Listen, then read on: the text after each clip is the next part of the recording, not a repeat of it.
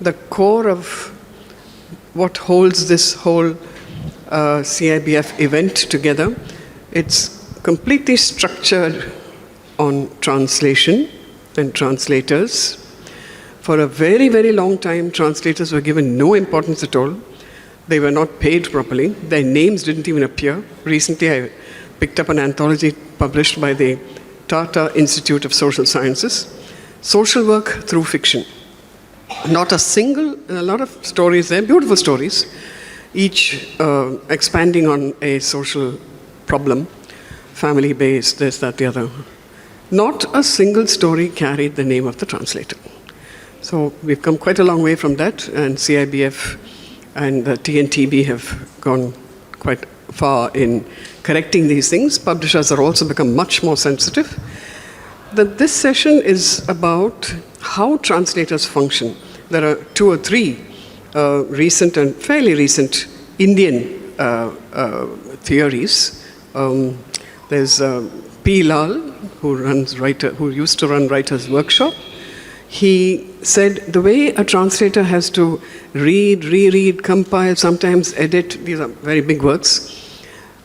It's not just translation, it's transcreation. They have to shape, it's shaping the thing so much.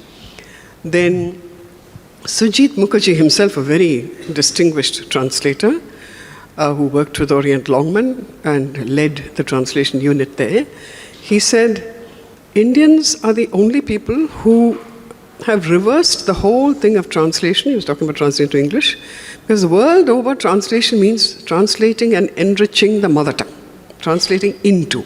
A German would translate into German. Filipino would translate in. But we are the only people who have, kind of jumping the wall backwards. We have taken another person's language, and we are moving our literatures and our biographies, our reports, whether it's sociological, history, whatever, into that target language. And he said this is possible really only because we are all naturally multilingual, bilingual. Many people who live in the border areas, they may be illiterate, but they know 2 languages. So against this context, we have, actually, this is a group that has escaped from that Babu English. The early translations into English were set in place, the patterns were set in place by the early colonial translators. And the kind of English they taught, which was upheld as the only way to write, the only way to speak, which Indians inherited.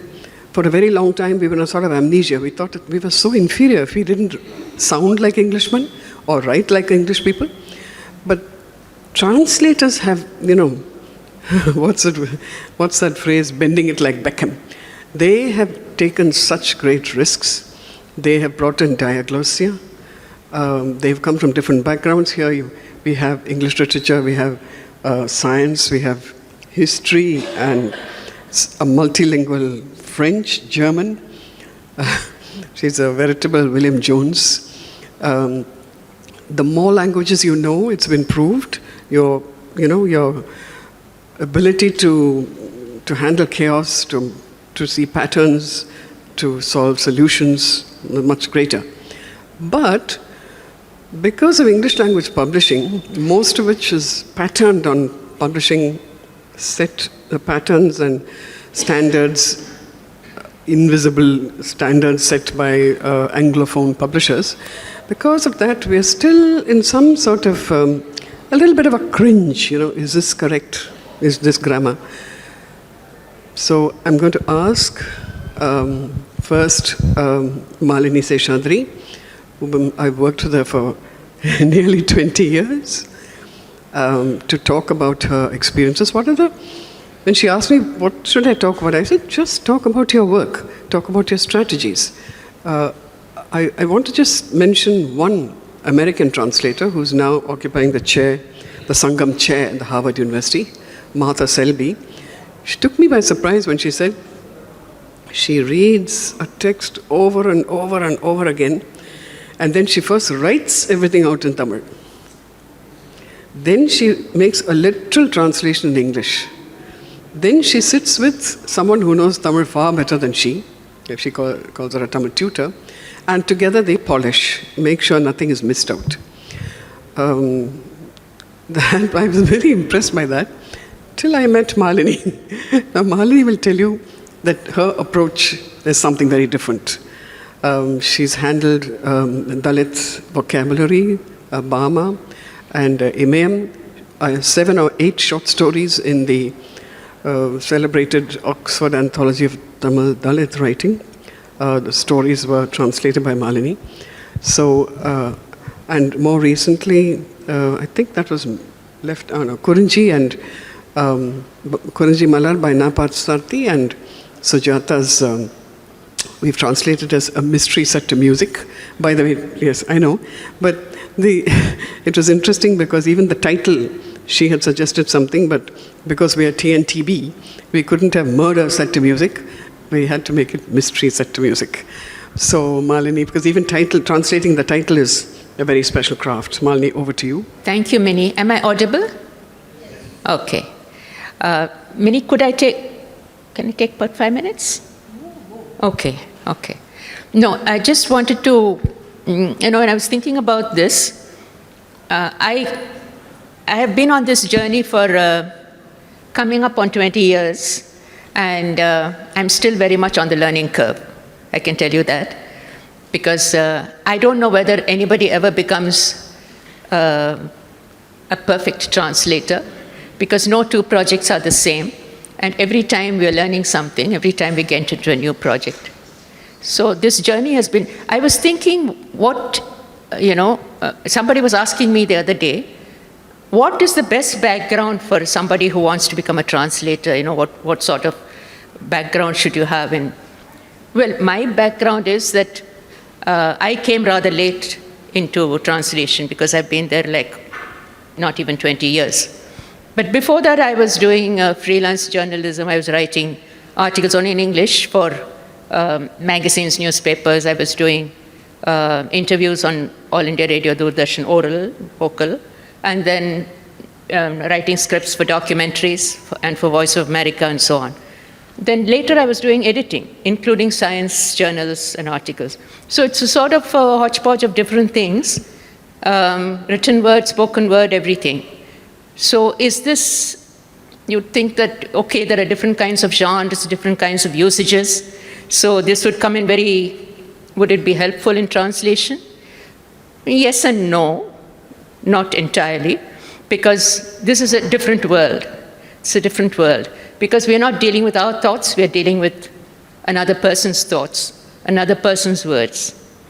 And trying to adopt as much of that thinking and that usage as is possible, while transmitting it into a medium, a completely different language medium. So this is the journey which I think is, and the thing is, I have done different kinds of things, like I've done a lot of Dalit writing translation, most of them short stories, but a novel also. And in recent times, I've done mid-60s, 70s of the 20th century, urban middle class targeted writing, mostly from serials in the Kalkiyan and the Vigaran kind of thing, like as she mentioned, Sujata and Naparthasarathi. And that is a different kind of a readership, which at that time the readership was very discriminating and very loyal readership for those who could find quality in that writing. And so there was a sort of a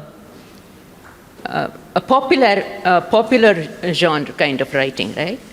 While the Dalit writing was there was a message in that. It was not entertainment. There was a message. So there's two different kinds of things, and that came rather later into the picture. So for instance, if you take somebody like Bama, whom I translated a fair number of stories and a novel, she's what I call a deceptively simple style of writing. It's when you start translating, you realize that it's because she does not spell out what the person is thinking, why they're doing what they're doing. She tells you what they said. She tells you what they did. And from that, you have to translate to say, to give that mood and and drive the story along. She's able to do it in Tamil. Are we able to do it in English without going into explanations of this person was thinking that, that person was... He's just the spoken word. And the words also, because it's all set in rural settings. So that also, you know, you have a problem with those translating that into grammatical English. Some publishers, many, were not very happy with non-grammatical English. They said, oh, no, that's not grammatical, shall we put it like this?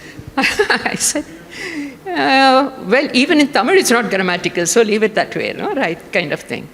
So anyway, it's, there's less, what we say, less about, we'll come to that another time when we come around.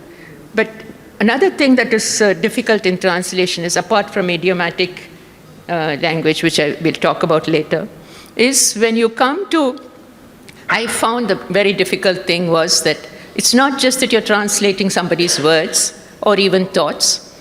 You have to translate a whole fabric of culture, customs, traditions, etc., which are portrayed in that, and which, for the reader, target reader of that Tamil thing, is very familiar. Many things are familiar to the reader of that particular original book, but they're far from familiar to those who are going to be reading this translation. To many who are reading this translation, maybe to some others. There are people who are familiar with that culture but do not read the Tamil language. They may read it in English. That's different. But there are people who are not familiar with the culture at all, you know. And so after others have spoken, I just want to read out some aspect of what I meant by that, because I don't want to, you know, go on at one stretch. So we'll come back later to that. Thank you. We heard Shashi Tharoor talking about the Tower of Babel, and it occurred to me that we are a magnificent Tower of Babel, different voices, different languages. The really crucial thing for our country, and it's emotionally important for India, that we have a link language. However much we may say this is a visitor language, foreign language, I think we made it our language. And again, I want to compliment translators. This morning there was something about a story that you translated. Yes, in the Hindu, wasn't there something about? There was some. Yeah, just explain that. Because it is the Indian with the power of two languages and the radiance from both languages, the translator who knows exactly, not exactly, but very close to the experience of that writer. It's very important to be close to. If the writer is alive, you can talk with them, talk with him or her. If the writer is not alive, you have an even greater responsibility not to misrepresent in any way. There have been famous cases of the translator completely overtaking and overshadowing the writer, writing his or her own book. There are lots of complaints about these things, but I mean, look at the Mahabharata, different versions. But there's something, whether it is retelling, that's the other thing that Sujit Mukherjee said. Translation is a retelling. The translator is the closest to the author, sometimes knows the author even better. In the Goethe Institute about 10 years ago, I was asked to anchor a discussion between translator and German author, not that I know German. And the German author, I've forgotten his name, said something very interesting. He said, I'm afraid of my translator. Because she'll sit in front of me and say, you know, this should have happened on a Friday and not on a Saturday. Why have you? So, you know, they read it so closely, they enter so closely. Here we have someone, he was, for a whole year, he read nothing other than The God of Small Things when he was translating it into Tamil.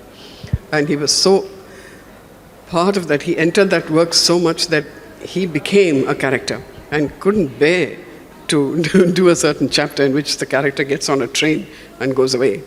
So a translator becomes the author, you know.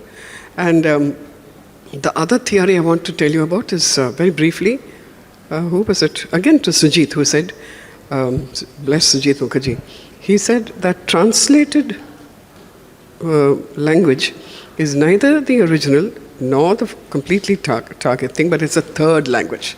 It's a third entity. It's neither the author nor the translator.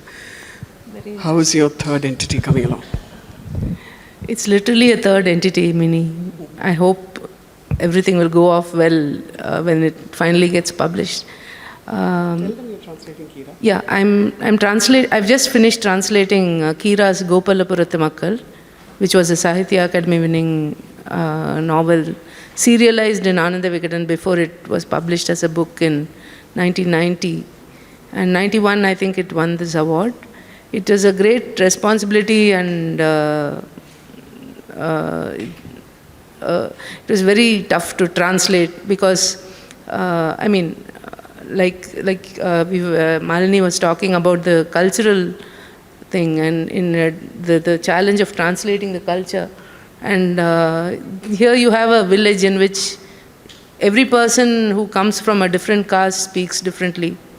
It's so easily, or at least it's very natural for us to listen to that in Tamil, but how do you translate that into, that was one major, different registers. It's different languages, I think. It's different versions of the language. And then, of course, the music that's there in the tonality of the language, that was another thing which I really struggled with. So I used to use words with ... and the word is split with the ellipsis in the middle to say that it's been stretched while speaking. I tried that. So it was a very great experience to translate.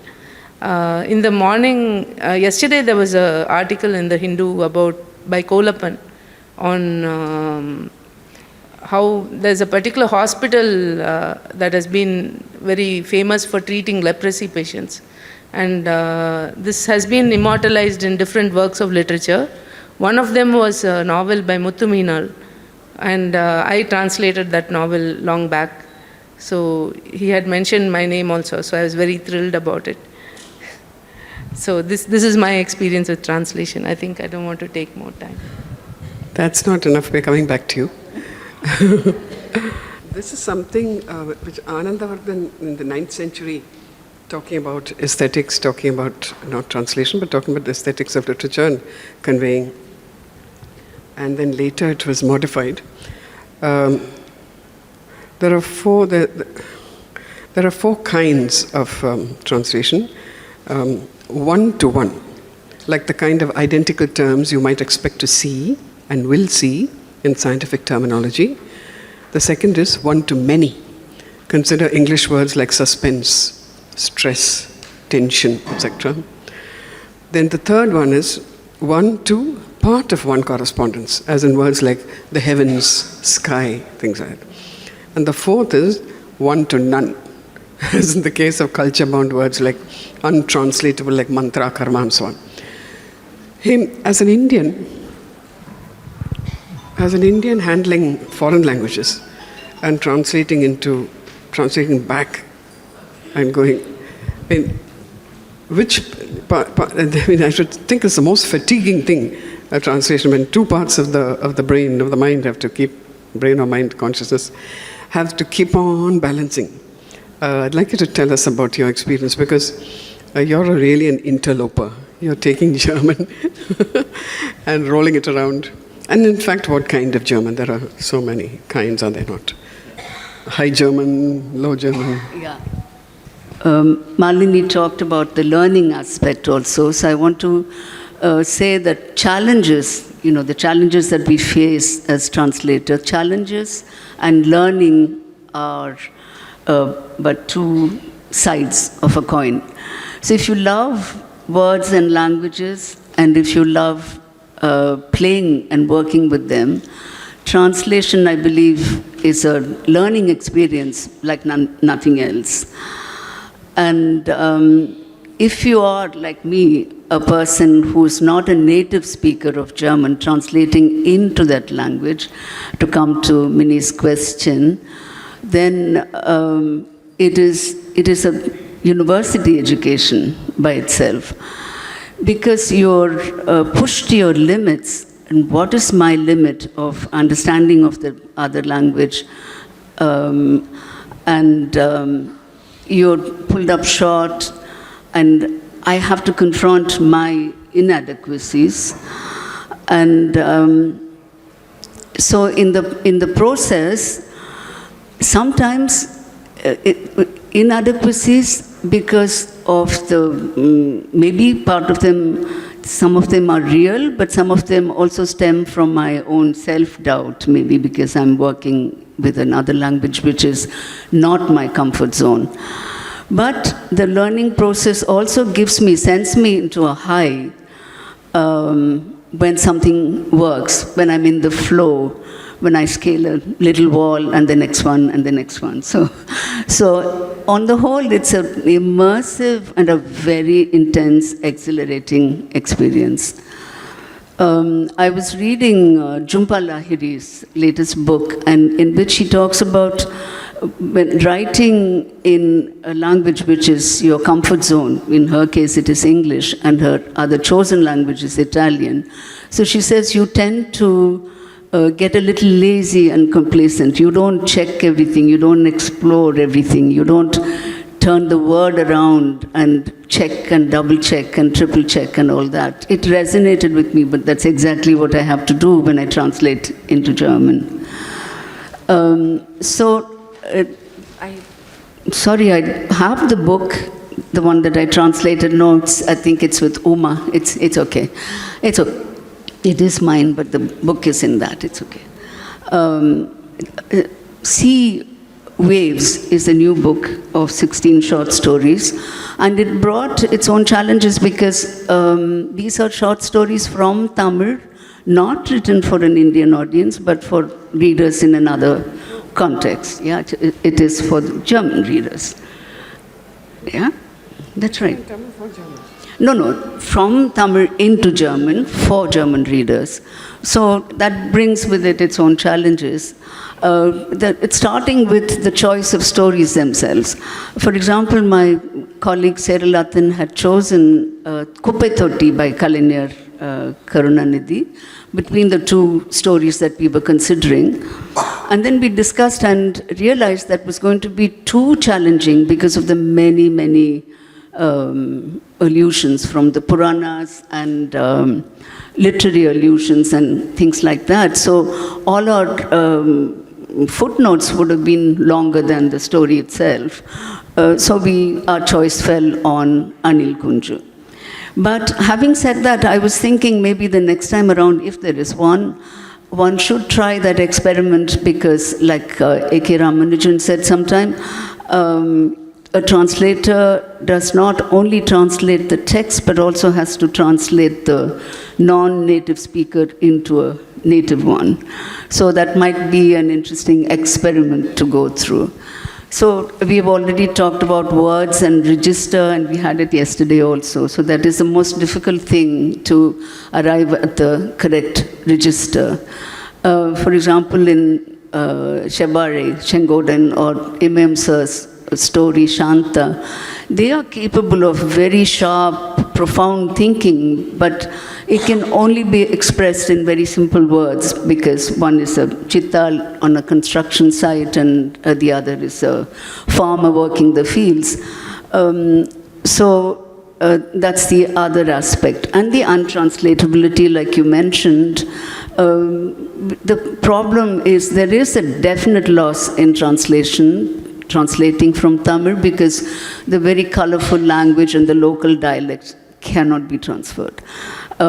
We translate basically into standard German. The only difference could be the variation, modulation difference in terms of the register, and so you can bring it out slightly, but not really the color of it. I read Calvino somewhere that he says true literature is, it works on the untranslatable margins of every language, so we don't have to worry too much on that score maybe. And then the culture codes or cultural references, it's plenty. When, those terms and phrases can't be just put out one-to-one translation will not do, right? Purmait Pittan in Ponnagaram, this wonderful short story, in the right first paragraph, he is talking about the abject misery and poverty in that city, and he says something like, Purva Punyam என்பது, only based on that, I think I'm losing the thread of the Tamil, நியாயம் என்று சமாதானப்படுத்த வேண்டிய விதிதான் இந்த நகரத்தில்.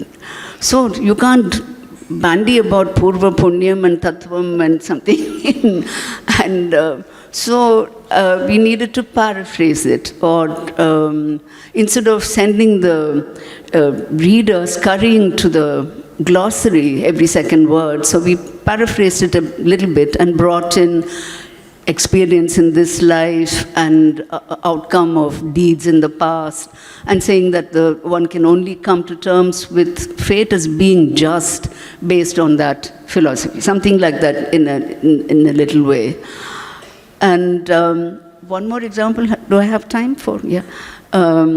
So there's Raja Vandirikkirar by Ku Alagirisamy. It's again a beautiful story, and in one place he talks about this rich family, the only rich family in the village, and he's talking about them discarding the banana leaves after their meals outside. And he says that in the Ramaswamy வீட்டில் மாத்திரம்தான் வாழை இலையில சாப்பாடுன்னு. So it's wonderful. Every single one of us would know that eating off a banana leaf is the finest of fine dining. But for a German reader, I mean, to tell them that it is better than eating from Meissen porcelain or something like that, it's not going to work. So scratch my head, and then we came up with, interjected the word ceremonious, feierlich Herod, which translates to ceremonious before the word banana leaf, to show that this is something special, that you can do that. Just one last example, and I finish with this part. The tol tundu, people wear a towel on the shoulder, and it's got significance, it's got great importance, right? And especially in villages and small towns, it's a must, it's part of a male apparel. And it's coming to urban situations also, but I was looking into it, and it's funny, it was referred to a film called Chinna Gaundar with Vijayakanth. A lot of people are smiling, so you all know the film. And somebody says that when he wears the towel on his shoulder, it means he's going to the panchayat meeting. When worn around the waist, he's going to a temple. And if he wears it around his head, it means he's going to fight with somebody. So, and there's this story by Damayanti Panchayat, where Mr. Puvaragavan, the Panchayat chief, very carefully puts the towel on his shoulder to go to his meeting. And where's the meeting? Right outside his door. So this elaborate dressing up, and couldn't understand, I didn't expect the German readers to understand either, so we added appropriate to the formal occasion, he carefully put the shoulder towel on and stepped out. So, yeah, well, Minnie can tell us this is the spectrum between fidelity and freedom, and we sway to the side of freedom occasionally. Whether it comes under the category of, to quote you, what did you call it, benign manipulations, in one of your articles about the liberties that translators take. You can tell us that later. Yeah. I have a couple of things to say about my experience with the work, but we'll come to that later if time permits. Thank you. Haim is the hyphen between Indo and German, Tamil and German.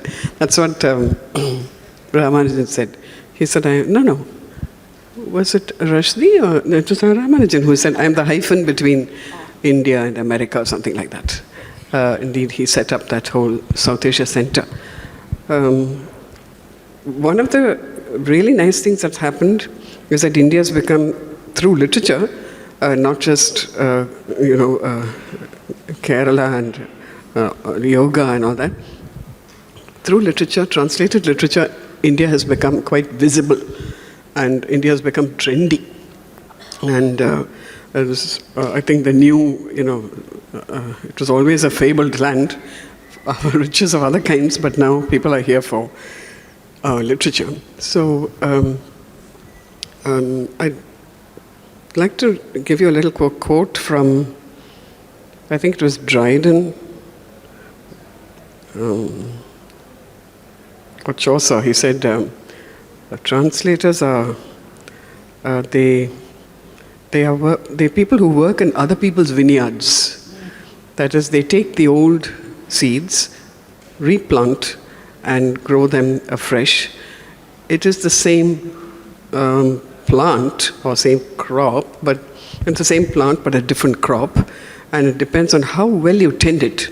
He extends that metaphor so much, And of course, he calls translators the metaphrasers of literature, those who link cultures, civilizations.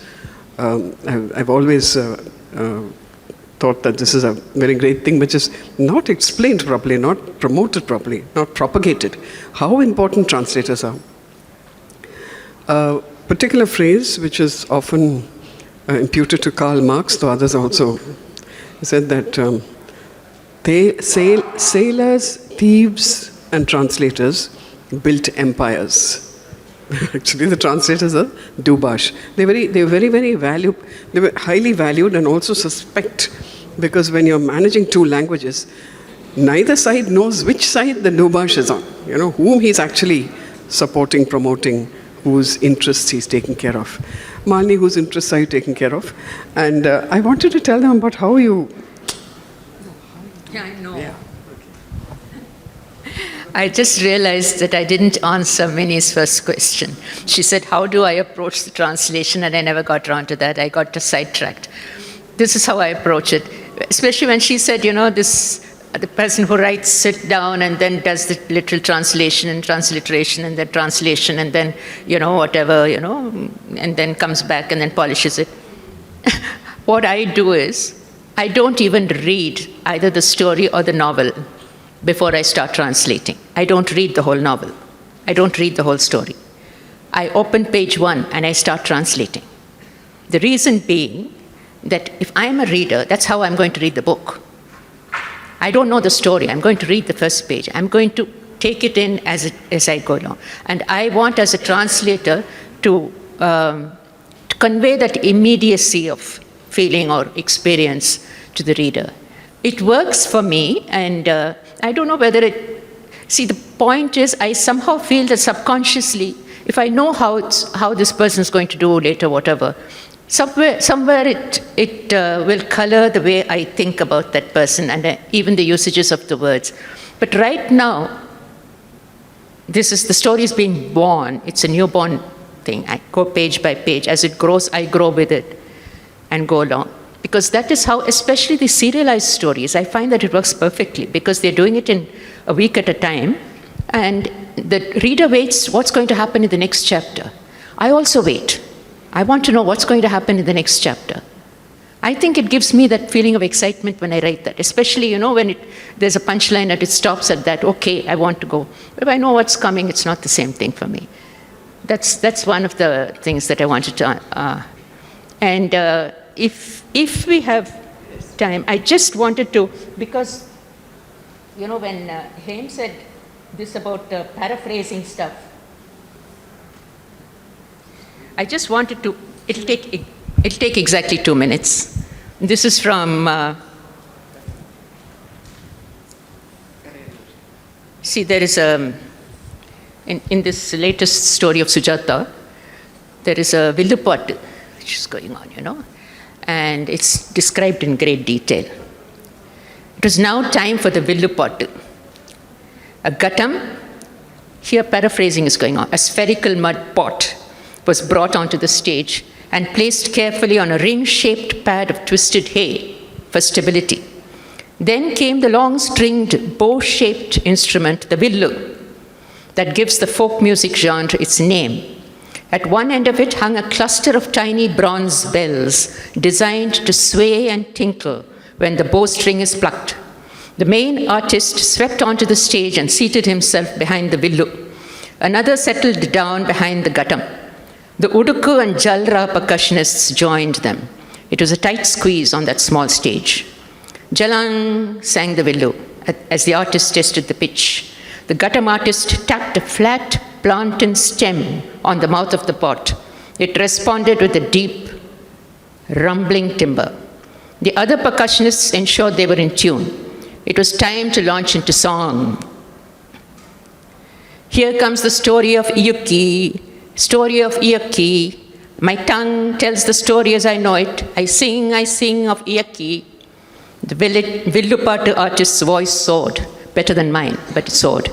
The bowstring sang, the percussionists added a mesmerizing takkadaga tangadaga rhythm. Kalyan Raman felt goosebumps.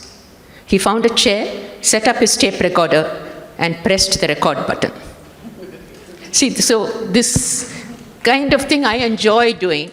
And if I'd read the whole thing and come to that, I don't think I would have translated it with that much joy. I may have translated as well or as whatever it was, but it would not have given me that joy. That's the point of it. And I want to feel the joy when I'm translating, and this is what gives it to me. This is the thing. I'll pass this on because I know we're running out of time. I have only 2 other points that I wanted to raise at some time, if we have time.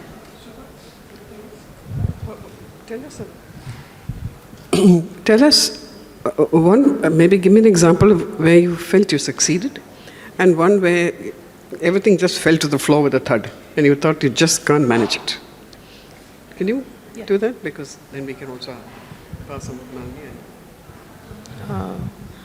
It's easier to say where I failed because, you're absolutely stunned by the variety of and the shades of meaning in the language that it's difficult to capture in English, I think, because where the cultural, like the same example of what I said earlier, there's a toddy shop in which they're all sitting around and talking. There's a Brahmin, there's a Nayakar, there's a person from Narikurva community, and they're all talking in different ways. And how do you capture this without, in English, you can't take if there were 2 shades of meaning, you could probably capture it in English. But so many different cultural contexts, without misrepresenting the culture, it's very difficult to. So I couldn't really manage this very well, I think. But I've tried I've tried to use the language and the words in such a way that it conveys, for example, the ade, the address, the forms of address I've left untouched. So I've tried to do it like that. So it's a compromise, and that was the best that I could do. About where I've succeeded, I think I will leave that to the readers to say. Okay. I hope it will be. About this translation, the interesting thing about the novel was that so many things in the novel have been captured by filmmakers like Bharati Raja and all that in their films. So to a Tamil audience, even if they don't read in Tamil, they will be familiar with those things. But for a person coming from a different, who doesn't watch Tamil movies, for instance, many of the things will not be familiar. So I literally had a lot of, I think I had that kind of a reader in mind when, and I feel like putting in my translator's note, if you are remotely connected with Tamil, please read the original. That's it. I don't know whether you saw the way Malini has very skillfully put in the glossary into the Tamil, of course, doesn't need the gattam, that is up mud pot and that, but she's added all that in order to fill up the gaps for. Hey, you have something to say, or shall I? The glossary you said. Or was I too loud? Yeah. No, I just wanted to talk about this learning with reference to the story Shebare by Arinyar Annadurai. It's a very short, very poignant story written in very refined and yet simple language. So I said it's going to be a smooth sailing, yeah, piece of cake.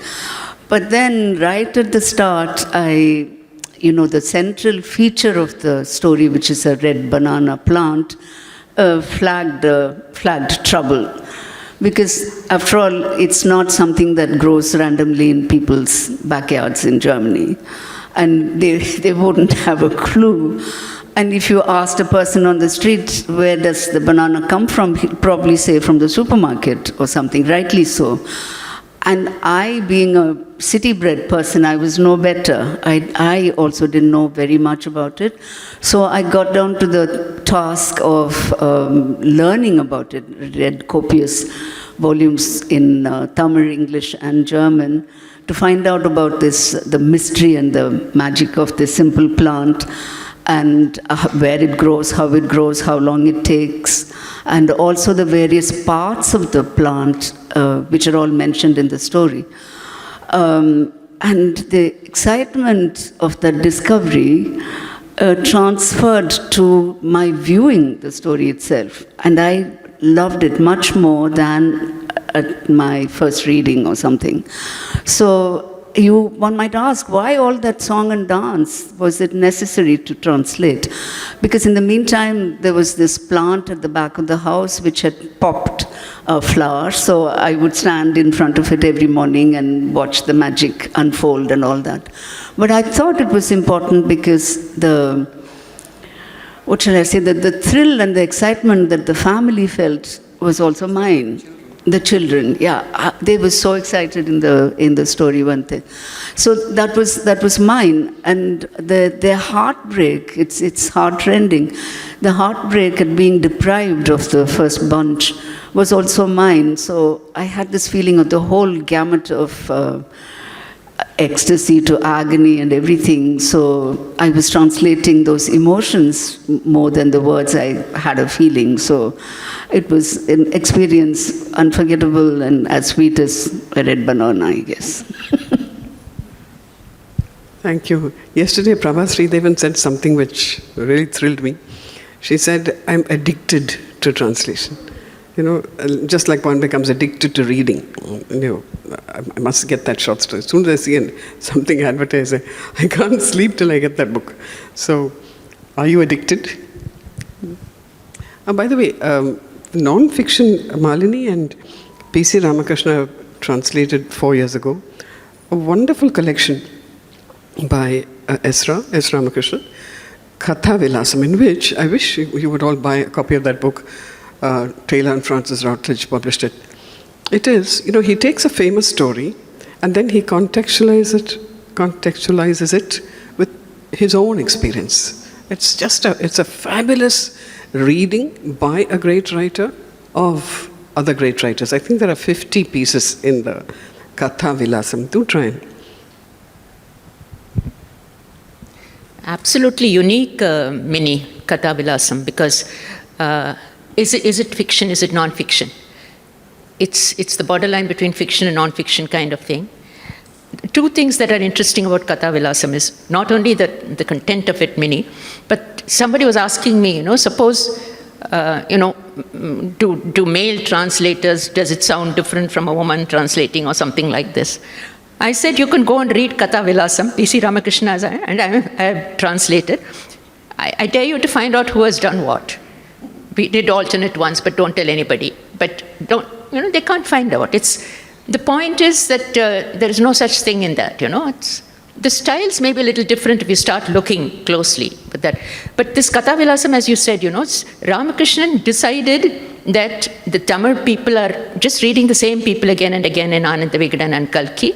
There are so many writers who are not writing in these magazines, and people don't know about them because they read only the magazines. So I must introduce these people to the Tamil reading audience.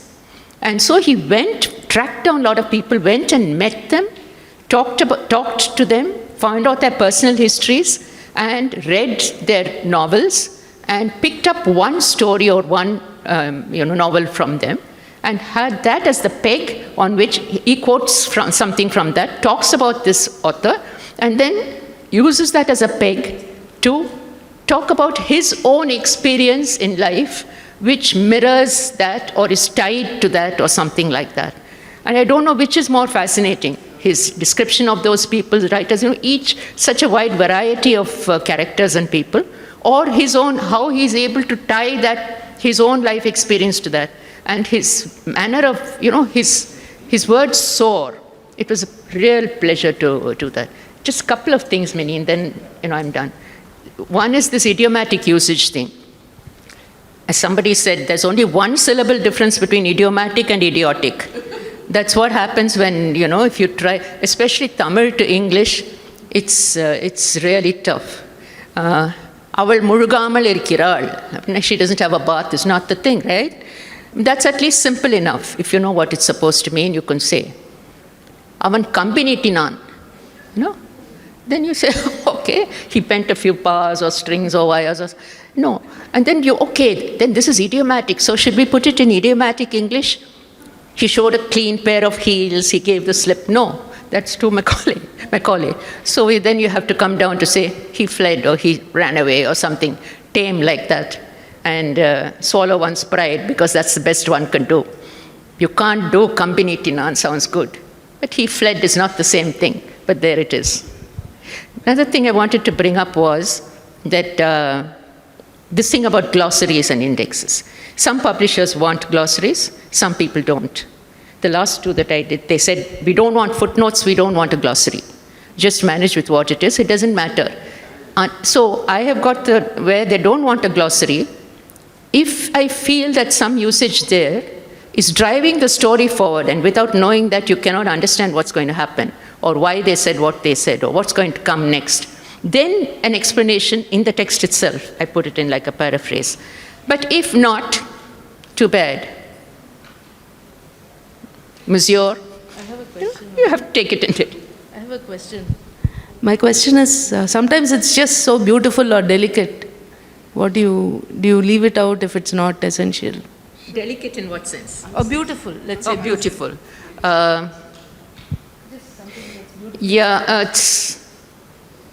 No, remember, Minnie, earlier in some of those translations, we did this kinship index and, kinship terms. What you say for brother-in-law, what you say for, and who's machan, everybody's a machan, that kind of. And in English, a machan means a tree house where you sit there and wait for the tiger, right? So anyway, so you can't even write that without giving an explanation. So this is one thing that I was wondering, whether we should talk about or bring up sometime. But where it was interesting was where these books were being prescribed, some of them for the undergrad classes. Then, of course, it's very useful to have the index, glossary. But otherwise, does it take away from the reading pleasure of the reader to, have a footnote or, go to the glossary kind of thing? But I don't know how it works for German. I expect you'd absolutely need it. You'd absolutely need it. Because as she said, here we have movies, if the fellow with Tolla Pottendanaka, you will see, people have seen it in the movie, they know Tunda Tolla Pottukkaride, what it means. But they don't know what it means. What is this about? Why throw a towel there, It's a very exacting audience. It's a very demanding and exacting audience. Yeah, okay. So this is basically what. Thanks. Just one last point. The experience of my friend Urvashi Butalia, the famous women's press publisher, when she was trying to sell her books, novels, fiction, to the Japanese, they said, we don't want any book in which there's more than 5 people. So she said, we can't stand more than 5. She said, maybe in your life there are not more than 5 people.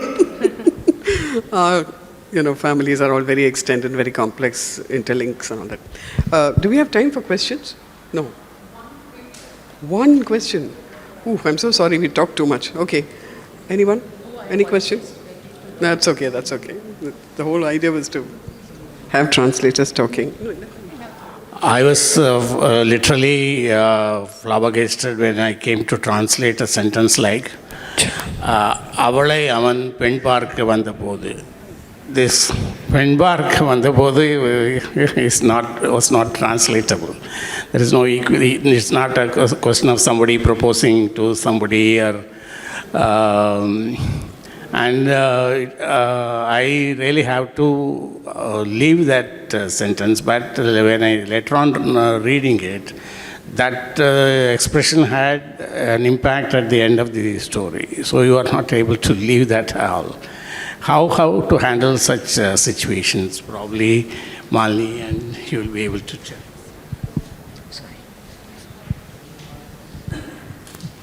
Yeah, hello? That's an example of a very tough kind of thing to do without having the glossary or the footnote kind of thing. Because, as you said, definitely it cannot be translated as in, verbatim. And yeah, one would have to go into a little paraphrasing of 2 or 3 sentences to talk about what it's about, and the custom is like that kind of thing. Not ideal, but what is ideal in translation? You can only aim for 90% plus and hope for the best. So Vivek Shanbhag said, the most difficult thing is the silences in the text, what is left unsaid. You can attempt to translate what is said, what is described, what is narrated, but there are so many things that are unsaid. You know, the look, a woman goes to a temple and she's the first to get the prasadam, so the priest is unwilling to give it because he sees by the way she's dressed that she's a widow. Now, in some other context, it will be completely mysterious why the priest doesn't want to. These small, very acute things, which only if you carry the DNA in you, you can understand what the story is the writer is trying to say. I just want to add to that. I had the same problem when I was translating Chudamani Raghavan's stories. Quite a few of them had this Ponpakara thing. But I also found a term in German for it, Brautschau, they say. But it had to be explained again because it was an older term. So it had to be explained in the thing. Like, you know, things like Tali and Hochzeitsketter, I can say, but what is it? Then you have to say it's the equivalent of a wedding ring or something like that you need to give. Because in Panchayat also, I think she throws her tali down to say that she has ended the marriage, right? So it's, you throw a chain down, it doesn't mean anything at all. So. I have to narrate a very funny incident that Nedumaran Ramanujan told me. He was teaching a translation class in Chicago, not Chicago, somewhere else, Ohio or something. And he took that story of, what is that famous film? And the class translated it as best as they could with some Tamil speakers. But they simply couldn't understand the ending or anything about it. Said, why didn't she go to the police? You know, that the family suppresses it, the mother suppresses it. She also doesn't want to talk about it. Culturally, they simply couldn't understand the point of the story, which, of course, doesn't. Maybe we don't need all these. We know why the shock and the stigma. I have a question. What do you think AI will do to the translation profession?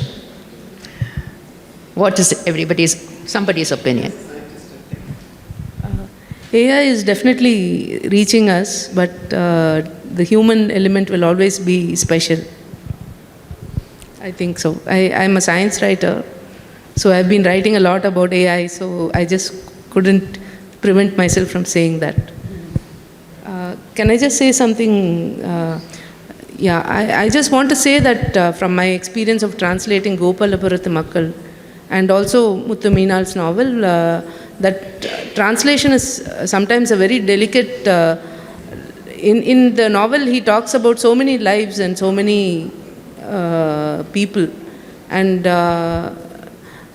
for those who simply get their inputs from the films. When you read this, it might be that you've learnt everything by just some superficial look at it, but the book is much deeper. And that depth is also something that the translator has to watch out for when translating. It's that you don't make it something cliched or shallow. Or a McDonald's, yeah. Yeah, I just wanted to say that. Thank you, panelists. Thank you, audience, for listening. Thank you.